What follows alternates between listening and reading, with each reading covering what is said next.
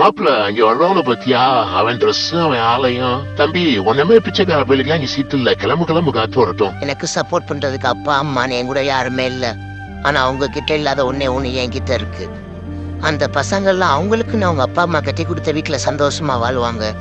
ஆனா எனக்குன்னு சொந்த வீடு இல்ல. ஆனா நான் எத்தனையோ வீடை கட்டியிருக்கேன். நான் பலபலன்னு இல்லைனாலும் பல பேரோட ஷூக்கு பாலிஷ் போட்டு அதை பலபலன்னு ஆக்கியிருக்கேன்.